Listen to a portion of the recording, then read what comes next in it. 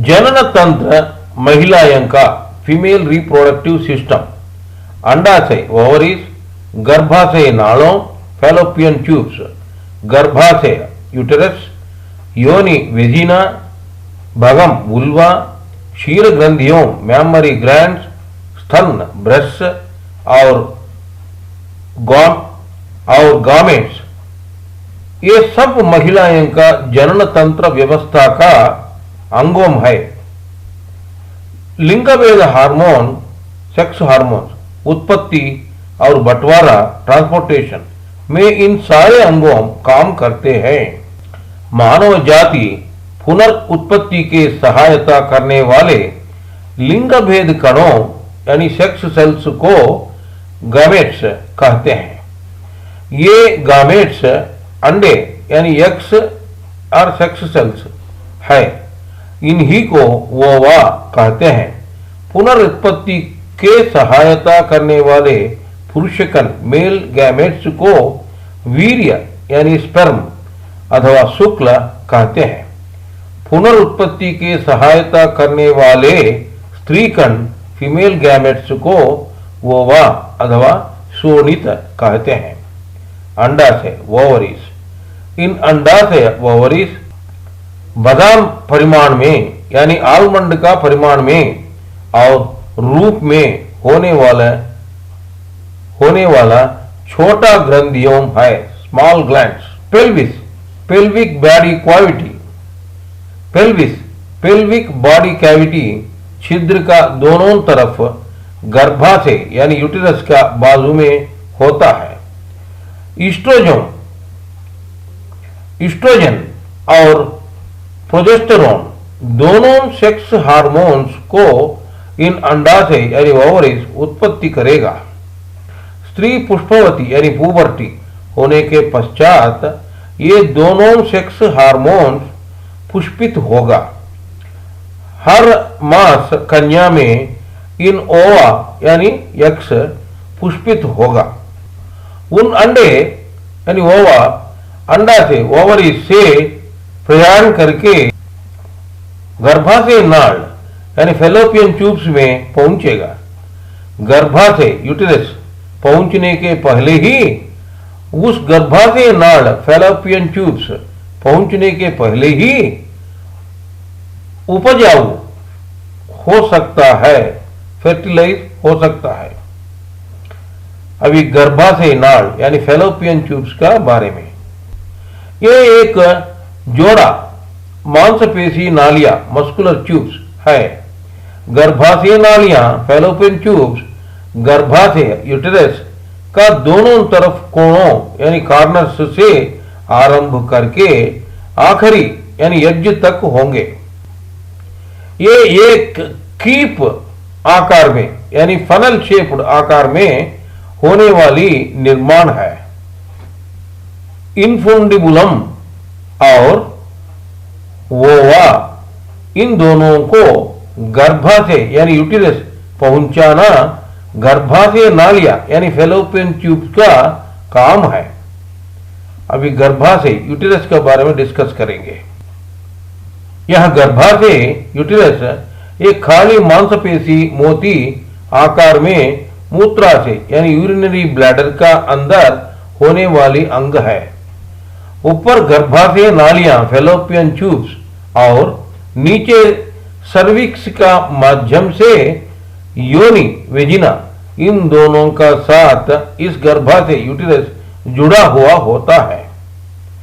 गर्भस्थ समय में विकसित होने भ्रूण डेवलपिंग फेटस बोलते हैं ना, भ्रूण को आश्रय देने वाला इस गर्भाशय यूटिरस ही है। गर्भाशय यूटिरस का अंदर का आवरण यानी लेयर को एंडोमेट्रियम कहते हैं। गर्भ का प्राथमिक स्थिति को भ्रूण कहते हैं। शिशु जन्म का समय में इस गर्भाशय यूटिरस का अंतरंगी यानी विसरल मजूल्स मांसपेशियों संकुचित कंट्रैक्ट होके शिशु नाली यानी बर्थ कैनाल का माध्यम से भ्रूण को बाहर की तरफ धक्का यानी पुश देगा। योनि वेजिना, योनि एक इलास्टिक मस्कुलर मांसपेशी नाली है। यह योनि यानी वेजिना गर्भाशय यूटिरस का सर्विक्स को शरीर का बाह्य से संपर्क करा देगा। यह योनि गर्भाशय यूटिरस का नीचे और मूत्राशय यूरिनरी ब्लैडर का अंदर की तरफ होता है। यह पुरुष का लिंग पेनिस का प्रतीक है। यह एक पात्र यानी रिसेप्टकुल है। संभोग समय में पुरुष वीर्य यानी स्पर्म को गर्भाशय यूटिरस और गर्भाशय नालियां फेलोपियन ट्यूब्स को ले जाता है। यूरेत्रा का बाहर कोणों योनि मोन्स पूबिस लेबिया मेजोरा खेस रहित लिबिया माइनोरा और भगशिशिन अथवा भगांकुर क्लिटरिस इन सब मिलके भगम वुल्वा कहते हैं। मोन्स पूबिस और लेबिया मेजोरा इन दोनों में केस होता है। ये दोनों और केस रहित लिबिया माइनोरा इन दोनों भगम यानी वुल्वा को मुलायम बनाएगा। लेबिया मिनोरा का ऊपर सीधा और लंबा स्ट्रेट एंड करेक्ट होने टिश्यू भगशिशिनम अथवा भगांकुरम क्लिटरिस कहते हैं। इसमें बहुत सारे नरों या नाड़ियां होते हैं। ये संभोग संतोष या आनंद को पर सेंसिंग सेक्सुअल प्लेजर प्रकट करेगा। स्तन और क्षीर ग्रंथियों ब्रेस्ट एंड मेमरी ग्लैंड्स, स्तन और क्षीर ग्रंथियों छाती यानी अनाहत की दोनों तरफ होते हैं। प्रेरण मिलने पर स्तनाग्र पैप्स से क्षीर ग्रंथियों क्षीर उत्पत्ति करके बाहर भेजेगा। जनतंत्र वृत्त रिप्रोडक्टिव साइकिल, ओवम उत्पत्ति होना उस उपजाऊ हुआ यानी फर्टिलाइज्ड ओवम अंडा को गर्भाशय यूटेरस ने गर्भधारण के लिए सज्जित होके लेना, ये सब एक पद्धति का अनुसार होना, इन सबको जनतंत्र वृत्त रिप्रोडक्टिव साइकिल कहते हैं। ओवम उत्पत्ति होने से भी वह उपजाऊ फर्टिलाइज नहीं होने से तब जनन तंत्र वृत्त रिप्रोडक्टिव साइकिल उसको मासिक धर्म मेंसेस द्वारा बाहर भेज देगा। इस जनन तंत्र वृत्त रिप्रोडक्टिव साइकिल के लिए औसत एवरेज 28 दिन लग सकता है, 28 दिन लग सकता है। इस परिणति हुआ मेच्योर ओवम को अंडाशय उत्पत्ति करने को यानी ओवरीज उत्पत्ति करने को ओवुलेशन कहते हैं। इसके लिए साधारण रूप में 14 दिन लगते हैं। हर एक महीने में ये परिणति हुआ मेच्योर ओवम जितना भी उत्पत्ति होने से भी हर एक जनन तंत्र यानी पुनरुत्पत्ति वृत्त में एक ही परिणति हुआ मेच्योर ओवम बाहर निकलेगा। उपजाऊ बनाने की विधि फर्टिलाइजेशन। परिणति हुआ अंडा मेच्योर ओवम अंडा से ओवरीज से निकालने के पश्चात उस अंडा गर्भाशय नाल यानी फैलोपियन ट्यूब से 1 सप्ताह प्रयाण करके गर्भाशय यूटेरस में जाएगा। पुरुष शुक्ल स्पर्म इस अंडा को तोड़ के मतलब पेनेट्रेट करके ब्रेक ओपन बोलते हैं, उस अंडा का अंदर जा सकने से तब वह अंडा उपजाऊ हुआ फर्टिलाइज्ड ज़ैगोट में परिवर्तन यानी ट्रांसफॉर्म हो जाएगा। उस अंडा यानी फर्टिलाइज्ड ज़ैगोट 14 दिन का पश्चात भ्रूण में एम्ब्रियो में परिवर्तन हो जाएगा। तब से गर्भाशय दीवारों में यूटेराइन वॉल उस भ्रूण शिशु का रूप में परिवर्तन क्रमशः होगा। मासिक धर्म मेंसुरेशन। परिणति हुआ अंडा मेच्योर ओवम गर्भाशय नाड़ फैलोपियन ट्यूब द्वारा प्रयाण करने समय में गर्भाशय यूटेरस अंदर का एंडोमेट्रियम आवरण क्रमशः बढ़ेगा यानी विकास होगा। भ्रूण या शिशु का आश्रय देने को तैयार बैठेगा। गर्भधारण प्रेगनेंसी। अंडा अगर पुरुष वीर्य स्पर्म सेल कण का साथ फलदीकरण होकर उपजाऊ हुआ अंडा फर्टिलाइज्ड ज़ैगोट में परिवर्तन होके भ्रूण में परिवर्तन होने से तब उस भ्रूण एंडोमेट्रियम आवरण में अपना स्थान स्थिर बनाएगा, इम्प्लांट इटसेल्फ। तब उस शिशु को अम्नियोटिक कैविटी छिद्र नाभि यानी अम्बिलिकल कॉर्ड और गर्भनाल प्लेसेंटा बनेगा। प्रथम 8 वीक्स उस शिशु में करीब करीब अप्रॉक्सीमेटली सारे आवरणों यानी टिश्यू और अंगों ऑर्गन्स आ जाएगा। 9 से 38 सप्ताहों का वृद्धि समय में शिशु बड़ा और संक्लिष्ट बन जाएगा, बिग एंड कॉम्प्लेक्स। अभी पुरुष जनन तंत्र व्यवस्था मेल रिप्रोडक्टिव सिस्टम का बारे में। उत्पत्ति, स्थितवंत होना, वीर्य कणों का रवाना, रक्षण द्रव यानी प्रोटेक्टिव फ्लूइड सीमन का रवाना, स्त्री जनन तंत्र मार्ग फीमेल रिप्रोडक्टिव ट्रैक्ट में वीर्य कणों को संभोग समय में छोड़ना, पुरुष जाति वर्ग हार्मोन्स को उत्पत्ति करना, प्रोड्यूस मेल सेक्स हार्मोन्स, ये सब कार्यों पुरुष जनन तंत्र व्यवस्था का बाध्यता है, मेल रिप्रोडक्टिव सिस्टम का बाध्यता है। लिंग पेनिस, वीर्य कोश स्क्रोटम और अंडकोश टेस्टिकल्स इन पुरुष जनन तंत्र व्यवस्था मेल रिप्रोडक्टिव सिस्टम सब शरीर का बाहर ही होता है। लिंग पेनिस, लिंग संभोग समय में उपयोग होता है। इसमें 3 भाग होता है। एक है मूल रूट, यह अब्डमन का साथ जुड़ा हुआ होता है। दूसरा डंडा बॉडी और शाफ्ट, और 3 मुंडा यानी ग्लैंड्स, यह लिंग का अंत में गोड़ हिस्सा मुंडा है। यह ढीला त्वचा से कवर किया होता है। इसको सर्कमसिशन करके कुछ लोग निकाल देता है। लिंग का चारों ओर 3 गोलासा आवरणों में उपस्थित सूक्ष्म छिद्रों में रक्त इकट्ठा होकर एक्युमुलेट होकर वह प्रबल और सीधा होता है, स्ट्रॉन्ग एंड इरेक्ट। उस समय में मूत्र मार्ग यानी यूरेथ्रा से आने वाला मूत्र बंद हो जाएगा। संभोग का अंत ऑर्गाज्म में केवल वीर्य सीमेन ही बाहर आएगा। अभी वीर्य कोश स्क्रोटम का बारे में।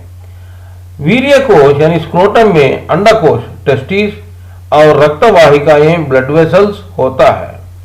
वीर्य स्पेरम उत्पत्ति अवसर निमित्त शीतोष्ण स्थिति to maintain required temperature for sperm production को संभालने के लिए सहायता करेगा वीर्य कोश। अभी अंडकोश का बारे में। टेस्टिकल्स। अंडकोश यानी टेस्टिकल्स वीर्य कोश स्क्रोटम में होता है। टेस्टोस्टेरोन नाम का विशेष पुरुष सेक्स हार्मोन और वीर्य उत्पत्ति के लिए इस अंडकोश टेस्टिकल सहायता करेगा। अंडकोश में उपस्थित सेमिनिफेरस ट्यूबुल्स नालियां इस वीर्य उत्पत्ति के लिए सहायता करेगा। व्यर्थों का बहिष्करण एक्सक्रीटरी सिस्टम। अभी इसका बारे में।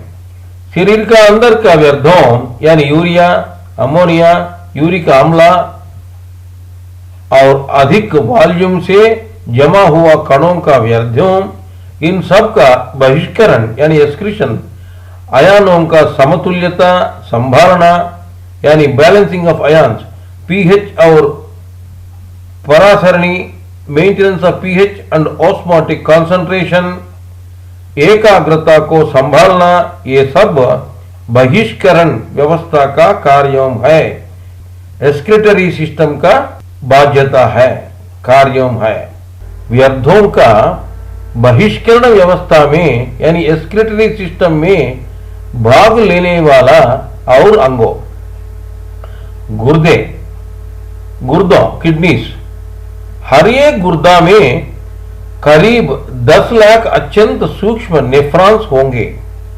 ये नेफ्रॉन्स माइक्रोस्कोपिक नेफ्रॉन्स रक्त को छानेगा, फिल्टर करेगा।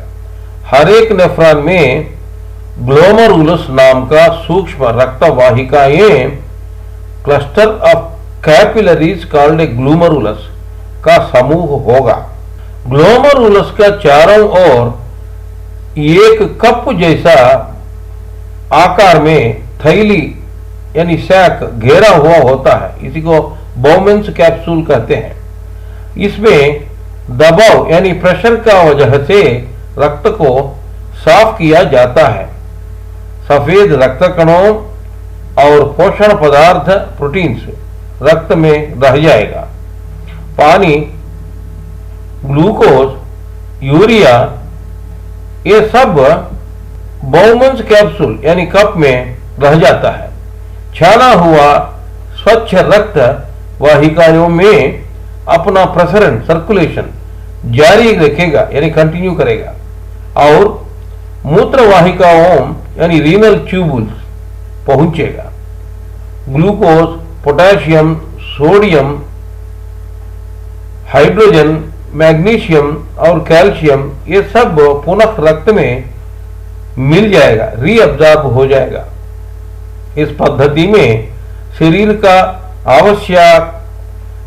का आवश्यक पानी को बचा के बाकी व्यर्थों यानी यूरिया, व्यर्थ जल और अकार्बनिक लवणों, इनऑर्गेनिक सॉल्ट्स, ये सब ही नेफ्रॉन्स में रह जाएगा। वे मूत्र का माध्यम से शरीर का बाहर भेज दिया जाएगा।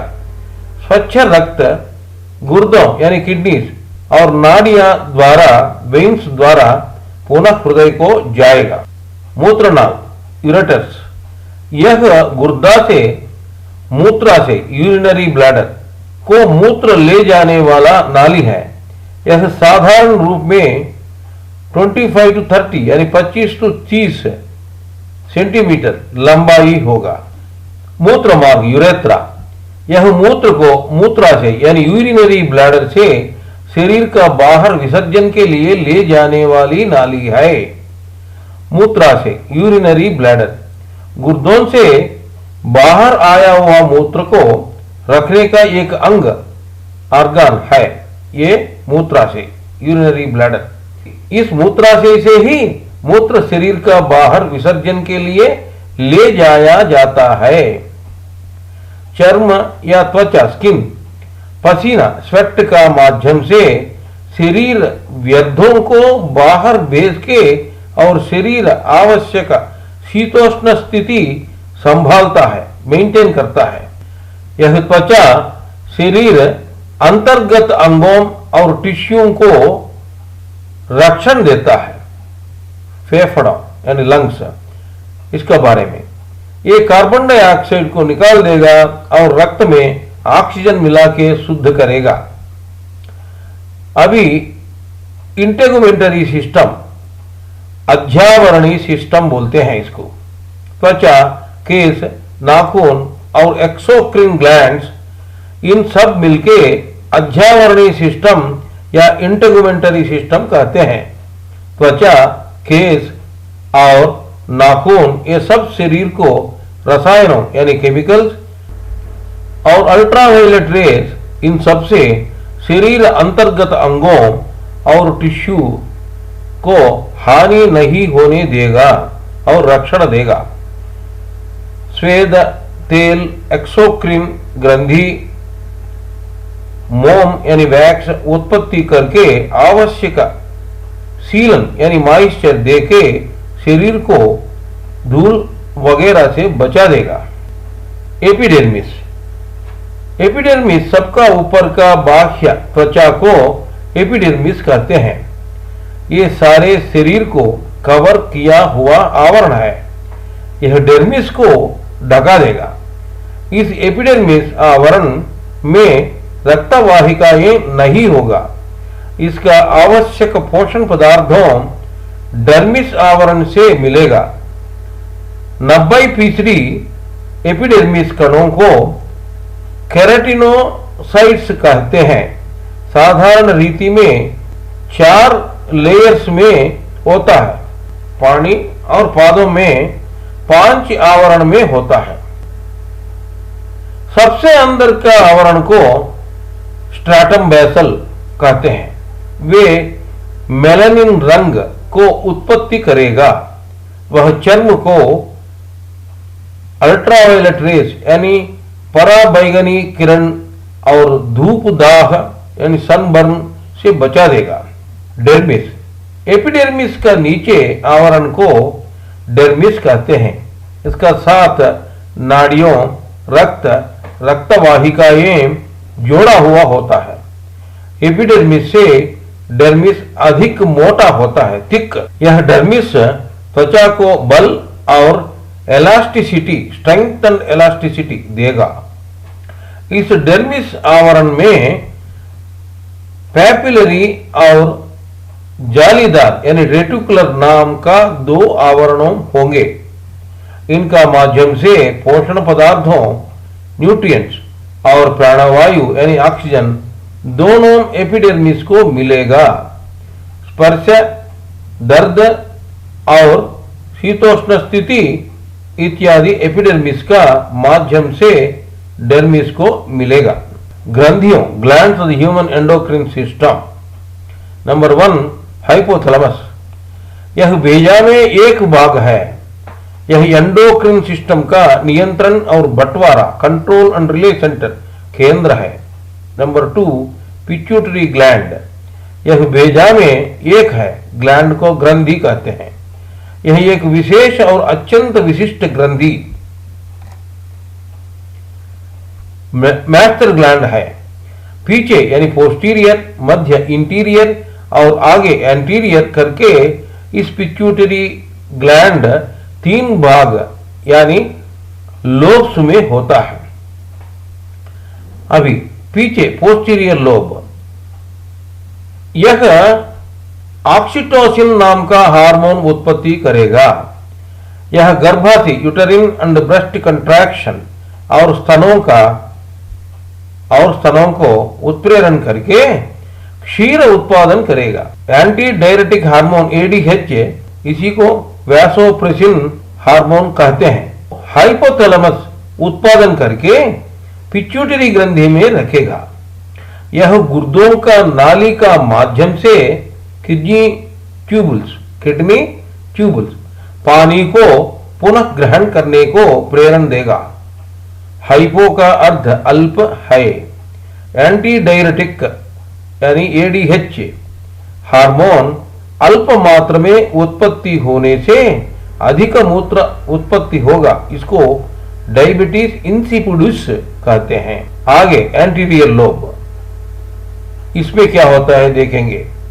प्रोलैक्टिन पीआरएल, यह स्तनों से क्षीर उत्पत्ति करेगा।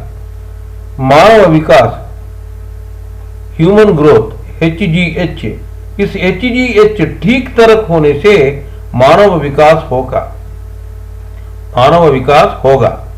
अल्प हाइपो होने से वामन अथवा मौन ड्वार्फिज्म बनेगा। अधिक होने से हाइपर होने से अधिक लंबा गिगांटिज्म बनेगा। थायराइड प्रेरण करने वाला hormone thyroid stimulating hormone TSH, इसके बारे में थायरॉक्सिन को मुक्त यानी रिलीज करने को प्रेरण करेगा। इस टीएसएच अड्रेनो कोर्टिकोट्रोफिक हार्मोन एसीटीएच, ये हार्मोन अड्रेनल आवरण को प्रेरेपण करेगा, जिसका वजह से कोर्टिकोस्टेरॉइड्स उत्पत्ति हो जाएगा। उनमें मिनरल कोर्टिकोइड्स और ग्लूकोकोर्टिकोइड्स सूजन यानी स्वेलिंग निकालने वाला कोर्टिजोल आंड्रोजन नेचुरल एंटी इंफ्लेमेटरी एंड्रोजन ये है। लुटेनाइजिंग हार्मोन एलएच, इसका बारे में यह अंडा ओवुलेशन प्रक्रिया को बाहर लाएगा। तत्पश्चात परिस्थिति को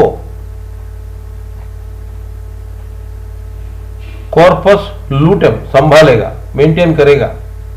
पोप्लिकल स्टिमुलेटिंग हार्मोन एफएसएच, इसके बारे में इस एफएसएच हार्मोन का हेतु ग्राफिन फोलिकल में वृद्धि और विकास होने को प्रेरण मिलेगा। अंडोत्सर्ग यानी ओवुलेशन का पहले स्थिति में ग्राफिन फोलिकल्स अधिक द्रव से यानी फ्लूइड फिल्ड कैविटी भरा हुआ छिद्र है। वह अंडाशय को यानी ओवरी को फूलने देगा, स्वेल करने देगा। इसके लिए 28 दिन लगेगा। मेलानिन स्टिमुलेटिंग हार्मोन एमएसएच, यह एमएसएच मेलानिन को प्रेरण देगा। गोनेडोट्रोफिन्स, इस हार्मोन का हेतु स्तन, मांसपेशी, दाढ़ी आना, स्त्री अथवा पुरुष का स्वर, टोन ऑफ गर्ल और बॉय आना, ये सब लिंग भेद का अनुसार आएगा। इन्हीं को माध्यमिक सेकेंडरी सेक्सुअल कैरेक्टरिस्टिक्स लिंग भेद लक्षणों कहते हैं। परंतु इन सबको उत्पादन यानी रिप्रोडक्शन से कोई भी संबंध नहीं है। Interstitial cell stimulating hormone ICSH, इस हार्मोन अंडकोश यानी टेस्टिस में उपस्थित वीर्य नालियों सेमिनिफेरस ट्यूबुल्स में वीर्योत्पत्ति के लिए काम करेगा। इस वीर्य परिणति होने को 21 दिन लगेगा, यानी मैच्योर होने को 21 दिन लगेगा।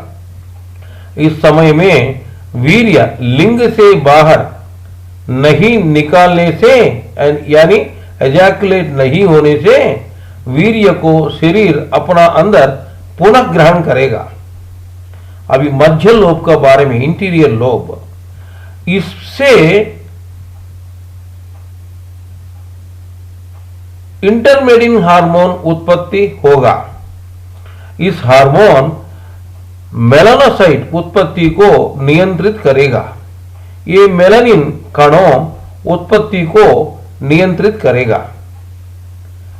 अभी पीनियल ग्रंथि का बारे में, पीनियल ग्लैंड। पीनियल ग्लैंड मूंगफली दाना जैसा नाड़ी आवरण जैसा होने वाली इस ग्रंथि को डंडी यानी स्टैक, भेजा का तीसरा वेंट्रिकल, थर्ड वेंट्रिकल का साथ जोड़ा हुआ होता है, जॉइंट। दोनों भेजा का, टू सेरेब्रल हेमिस्फीयर्स, अर्धगोल का बीच में गहराई में कपाल का पीछे एकदम corpus callosum just below and behind का नीचे उसका पीछे उपस्थित है। यही एक ग्रंथि जैसा काम करेगा। मेलाटोनिन नाम का हार्मोन को अंधकार यानी डार्कनेस में उत्पादन करेगा, परंतु उज्जवल कांति में उत्पन्न नहीं करेगा। यह पिट्यूटरी ग्रंथि नियंत्रित करेगा, रेगुलेट करेगा। यह पीनियल ग्रंथि मानव जाति का जीव विज्ञान संबंधित घड़ी यानी बायोलॉजिकल क्लॉक है। बेजा यानी सेरेब्रम का ग्राहकों यानी रिसेप्टर्स इस मेलाटोनिन हार्मोन का साथ विरुद्ध प्रतिक्रिया रिएक्ट करेगा। उसका अनुसार 24 घंटे दिन और रात शरीर को समायत्त यानी प्रिपेयर करेगा। उस पद्धति में भेजा यानी सेरेब्रम को कब दिन है या कब रात है ज्ञात करेगा। मेलाटोनिन हार्मोन सेरोटोनिन से उत्पन्न हुआ है। मेलाटोनिन सेरोटोनिन का साथ मिलके निद्रा को नियंत्रित करेगा, रेगुलेट स्लीप साइकिल। विश्राम भाव उत्पन्न करेगा। नाड़ी व्यवस्था का conversion of nervous system signals to endocrine signals, संकेतों को एंडोक्रिन संकेतों में तर्जुमा करेगा। सेक्स विकास इन्फ्लुएंसेस सेक्सुअल डेवलपमेंट, सेक्स विकास को प्रभावित करेगा। पुंजतीयता, पुंजातीयता, मस्कुलिनिटी अथवा नारीत्वता, फेमिनिनिटी को वृद्धि करेगा इति तात्पर्य है। Number 4, thyroid gland. Thyroid gland, thyroid gland और पैराथायराइड ग्लैंड में एक भाग है। यह कंठ में विशुद्ध चक्र में होता है। यह थायरॉक्सिन हार्मोन को मुक्त करता है, रिलीज करता है। Basal metabolic rate BMR rate संबंधित है। Hyperthyroid, hyperthyroidism that is over active thyroid, thyrotoxicosis, अवसर से अधिक थायराइड काम करने को हाइपरथायराइडिज्म कहते हैं। शरीर का खर्च करने का शक्ति अवसर से अधिक होने को बीएमआर रेट कहते हैं। इसका हेतु हृदय ज्यादा स्पंदन करेगा, वजन कम होना, निद्रा नहीं होना या आना, इंसोमानियाक, नेत्र में सूजन स्वेलिंग होना, गलगंड यानी गॉइटर रोग आना, परध्यान अटेंशन डेफिसिट डिसऑर्डर इत्यादि लक्षणों हाइपरथायराइडिज्म से आता है। हाइपोथायराइडिज्म शरीर का खर्च करने का शक्ति अवसर से अधिक होने को बीएमआर रेट कहते हैं। यह बीएमआर रेट हाइपोथायराइडिज्म रोग में अल्प यानी कम होता है। वजन अधिक होना, आलसीपन, बालों का गिरना, हेयर लॉस इत्यादि लक्षणों हाइपोथायराइडिज्म से आता है। हाइपोथायराइडिज्म से आता है। आयोडीन आहार में सही प्रमाण में नहीं मिलना इसका कारण है। इसका हेतु संभोग में, इंटरकोर्स में उत्साह कम हो जाता है। कैल्सिटोनिन हार्मोन, इसके बारे में, हड्डियां कैल्शियम को ग्रहण करने के लिए संबंधित कैल्सिटोनिन हार्मोन है।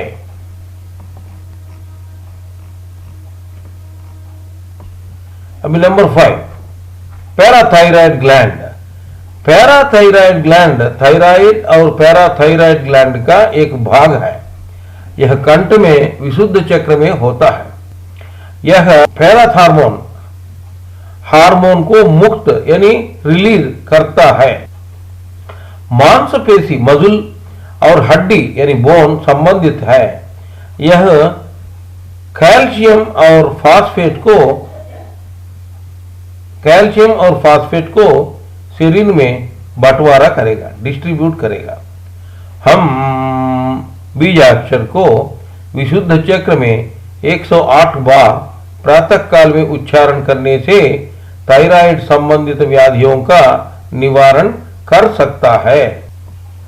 पैराथायराइड ग्लैंड अधिक काम करने से यानी हाइपर काम करने से कैल्शियम को हड्डियों से अलग करके रक्त में अधिक कैल्शियम मिलाएगा।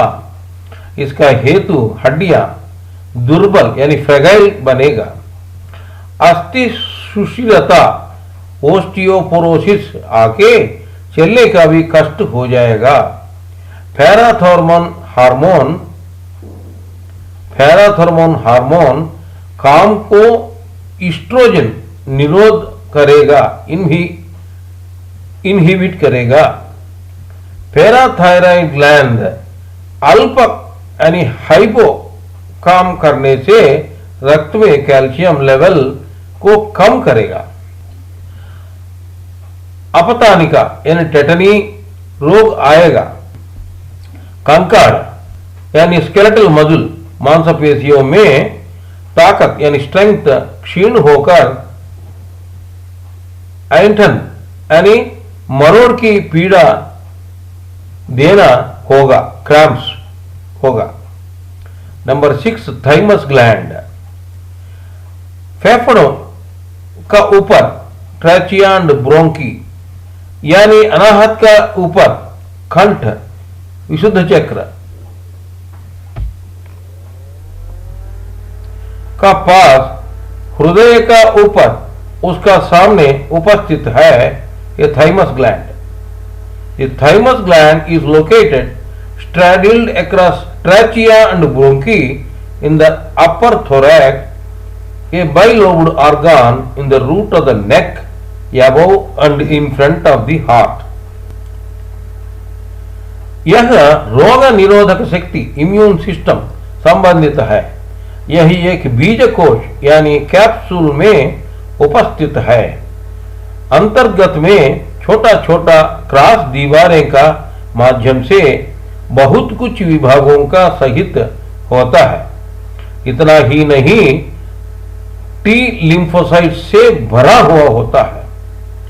टी लिम्फोसाइट्स का तात्पर्य एंटीबॉडीज उत्पादन करने वाला सफेद रक्त कणों इति अर्थ है। White blood sales associated with antibody production. Number 7, pancreas gland. यह उदर यानी स्टमक का पीछे उपस्थित है। यह पैंक्रियास एक्सोक्रिन यानी डक्टेड और एंडोक्रिन यानी डक्टलेस भी है। एक्सोक्रिन का रूप में पैंक्रियाटिक एमिलेस, लिपासे और प्रोटियासेस नाम का किण्वकों यानी एंजाइम्स, ऑर्गेनिक कैटलिस्ट यानी एंजाइमों को इकट्ठा एंजाइमों को डक्ट यानी मोरी का माध्यम से छोटा अंतड़ी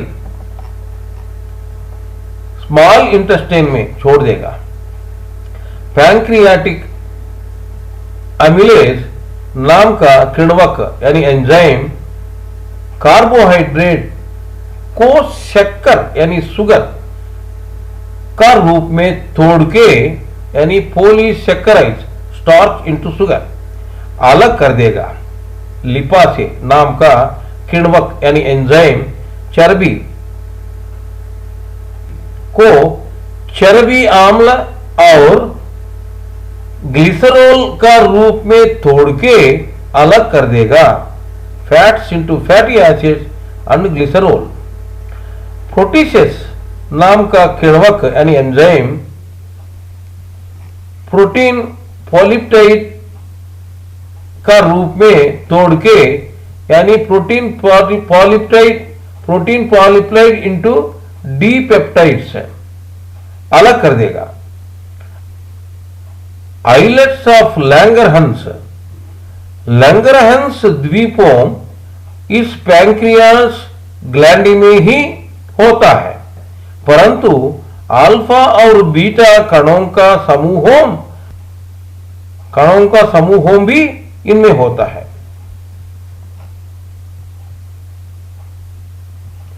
बीटा कणों बीटा सेल्स इंसुलिन नाम का हार्मोन को ये बीटा कणों उत्पादन करता है। ग्लूकोज को glycogen conversion of glucose into glycogen में बदलना, कणों ग्लूकोज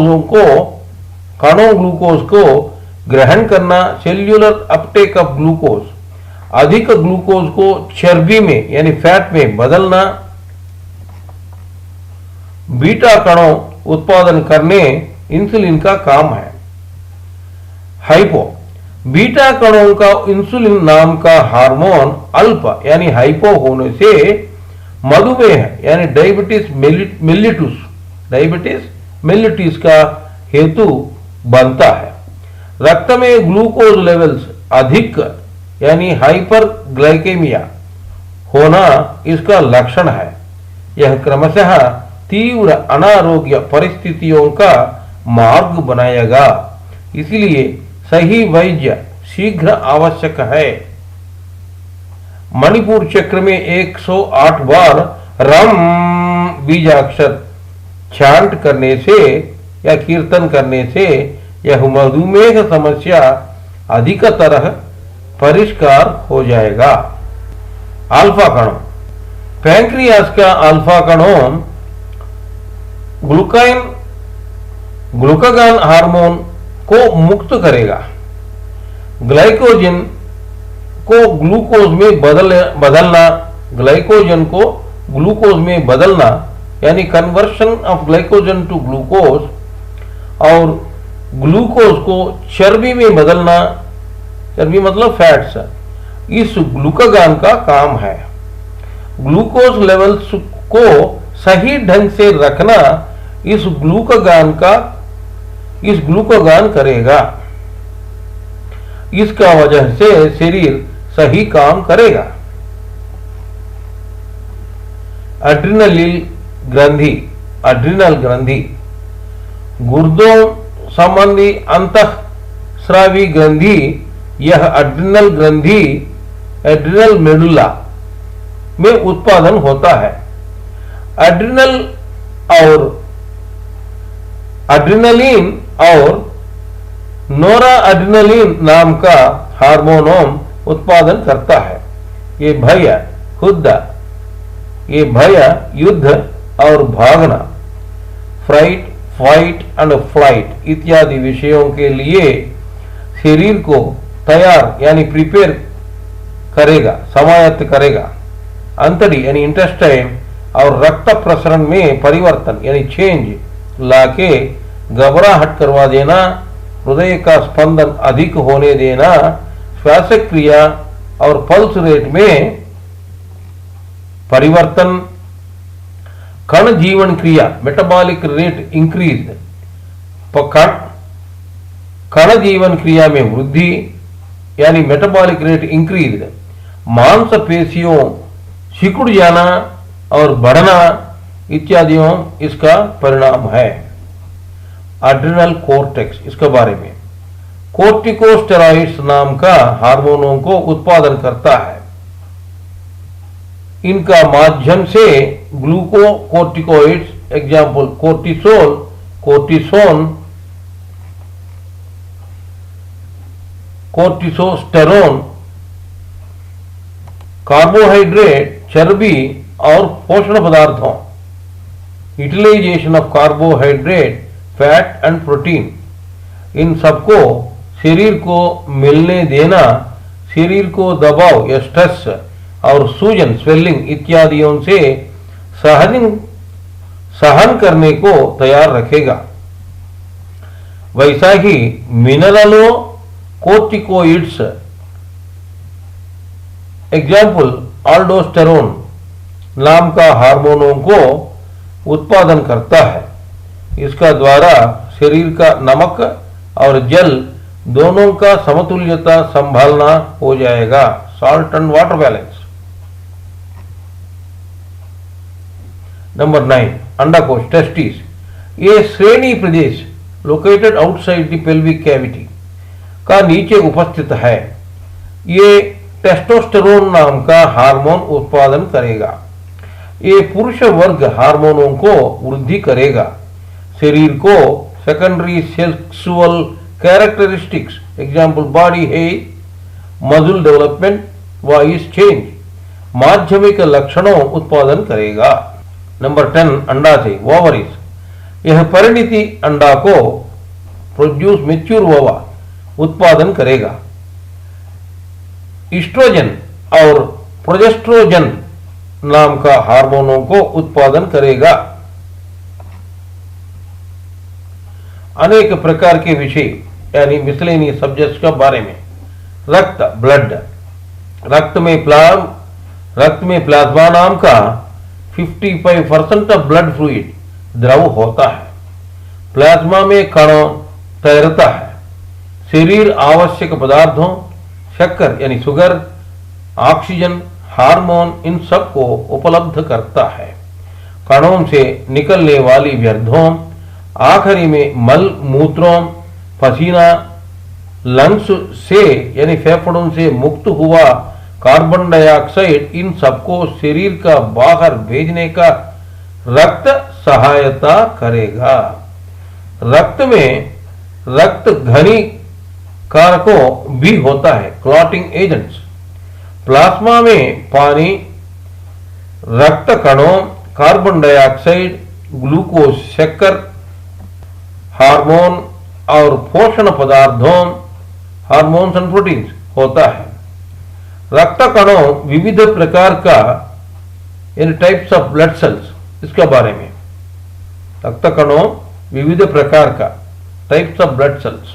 लाल रक्त कणों, red blood cells also known as RBCs और एंथ्रोसाइट्स और एरिथ्रोसाइट्स।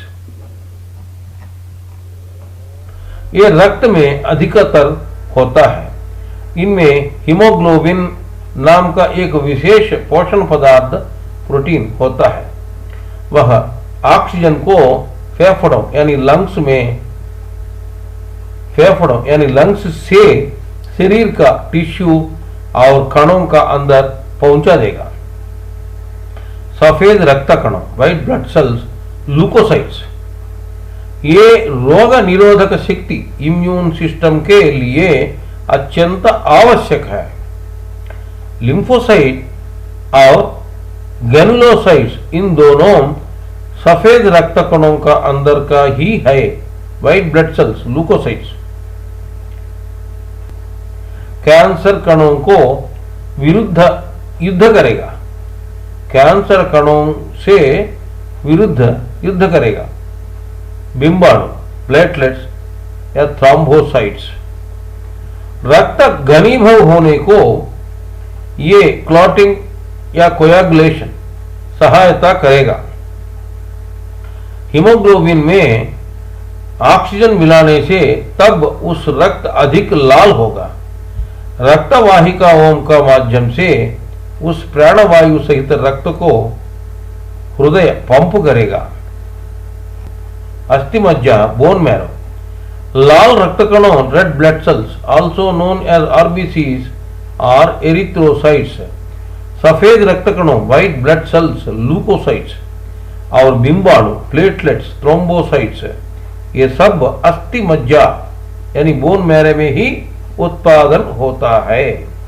अस्थियों का छिद्रों यानी कैविटीज में यह अस्थि मज्जा बोन मैरो होता है।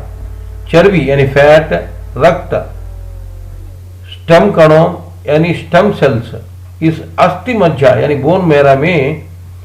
बोन मैरो में होता है। मेरुदंड फसली यानी रिब्स, उरोस्थि यानी स्टर्नम, कपाल यानी स्कल और नितंब यानी हिप्स, इनमें अस्थि मज्जा बोन मैरो होता है।